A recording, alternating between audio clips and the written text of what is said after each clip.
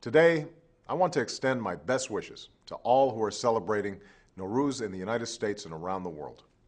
On this New Year's celebration, friends and family have a unique opportunity to reflect on the year gone by, to celebrate their time together, and to share in their hopes for the future.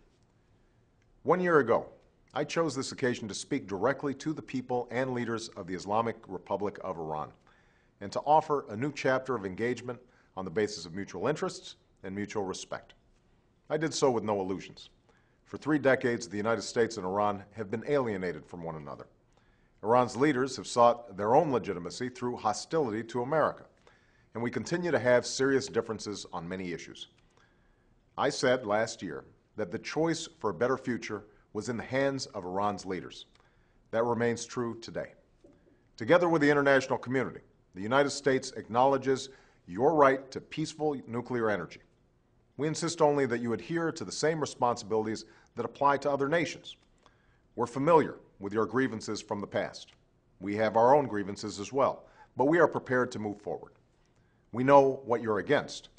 Now tell us what you're for. For reasons known only to them, the leaders of Iran have shown themselves unable to answer that question. They've refused good faith proposals from the international community. They have turned their backs on a pathway that would bring more opportunity to all Iranians and allow a great civilization to take its rightful place in the community of nations. Faced with an extended hand, Iran's leaders have shown only a clenched fist.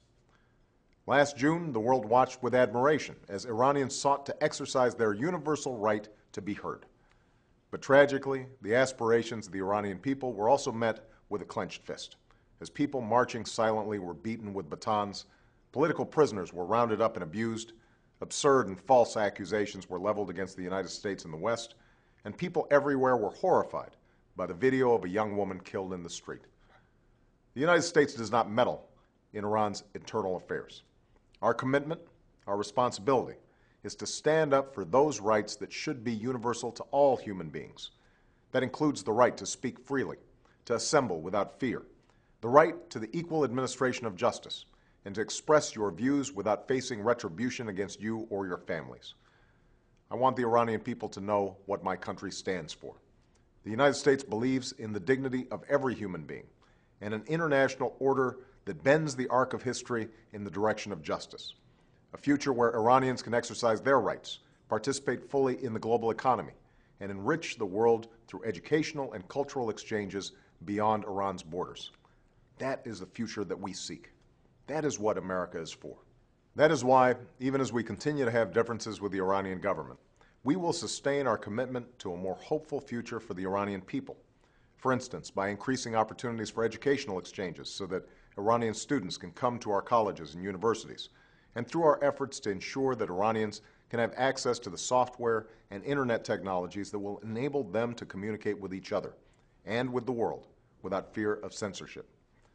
Finally, let me be clear. We are working with the international community to hold the Iranian government accountable because they refuse to live up to their international obligations. But our offer of comprehensive diplomatic contacts and dialogue stands.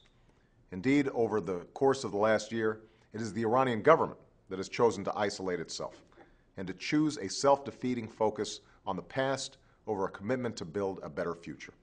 Last year, I quoted the words of the poet Sadi, who said, "The children of Adam are limbs to each other, having been created of one essence." I still believe that. I believe it with every fiber of my being. And even as we have differences, the Iranian government continues to have the choice to pursue a better future and to meet its international responsibilities while respecting the dignity and fundamental human rights of its own people. Thank you, and Eid e Shoma Mubarak.